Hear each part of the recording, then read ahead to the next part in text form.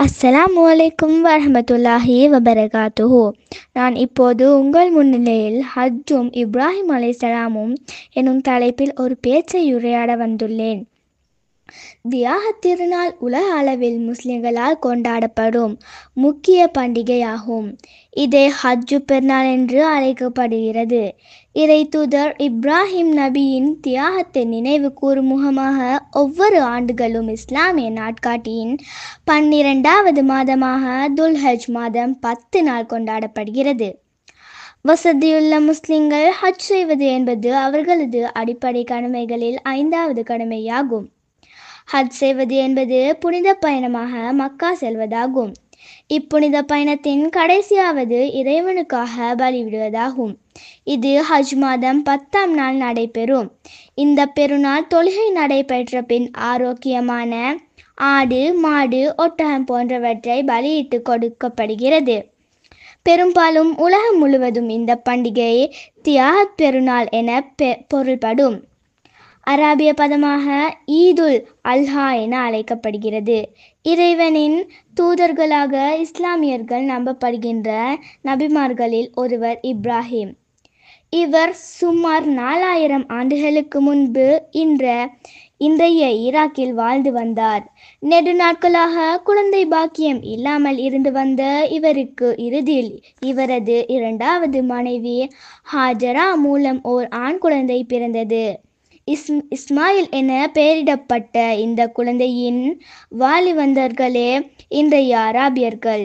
Ismail poly பருவத்தை எட்டியிருந்த பொழுது அவரை தனக்கு பலியிடுமாறு அல்லாஹ் அவருக்கு கனவின் மூலம் கட்டளையிட்டார். இதை பற்றி இஸ்மாயிலிடம் கூறிய இப்ராஹிம் அவரின் அனுமதியுடன் பலியிட துணிந்த பிறகு ஜிப்ரீல் எனும் வானவரை அனுப்பி அதை தடுத்தார். மேலும் ஒரு ஆட்டை இஸ்மாயிலுக்கு பதிலாக அறுத்து பலியிடுமாறு இப்ராஹிம் நபி அவர்களுக்கு அல்லாஹ் தாலா கட்டளையிட்டான். மேற்கூறியுள்ள இந்த சம்பவத்திலே தியாக திருநாள் கொண்டாடப்படுகிறது. இப்ராஹிம் நபியின் தியாகத்தை நினைவு கூறும் வகையில் இஸ்லாமியர்கள் தங்கள் வீடுகளில் ஆடு, மாடுகளை பலியிட்டு இந்த பண்டிகையை கொண்டாடப்படுகின்றார். பலியிடல் என்பது ஒரு தியாகத் திருநாளின் ஒரு சிறப்பம்சமாகும். பின்னர் அதன் இறைச்சியை 3 பங்குகளாக பிரித்து ஒரு பங்கை அண்டை வீட்டார் உறவினர்களுக்கும் மற்றொரு பங்கை ஏழைகளுக்கும் கொடுத்துவிட்டு 3வது பங்கை தங்கள் தேவைகளுக்கு பயன்படுத்தினார். இவ்வாறு பலியிடப்படும் விலங்கு ஊனமில்லாமலும் குறைந்தபட்சம் 1 வயதை பூர்த்தியாகவும் இருக்குமாறு பார்த்து கொள்கிறார்கள்.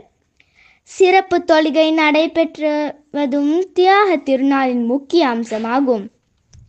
உலகம் முழுவதும் உள்ள முஸ்லிம்கள் புத்தாடை அணிந்து இந்த தொழுகையில் கலந்து கொள்கிறார். பெரும்பாலும் இந்த தொழுகை திரை போன்ற திறந்த வெளிகளிலே நடைபெற்றது. இறுதியாக ஹஜ் பயணம் என்பது ஜிப்ரீல் அலைஹிஸ்ஸலாம் அவர்களின் வாழ்க்கையின் பாடங்களை நமக்கு நினைவுபடுத்தி அவர்களின் தியாகத்தை பின்பற்றி இறைவனை நோக்கி எம்மை நெருக்கும் புனித பயணமாகும் என்று கூறி வாய்ப்பளித்ததற்கு நன்றியை தெரிவித்து இத்துடன் எனது உரையை நிறைவு செய்கிறேன். அஸ்ஸலாமு அலைக்கும் வரஹ்மத்துல்லாஹி வபரகாத்துஹு.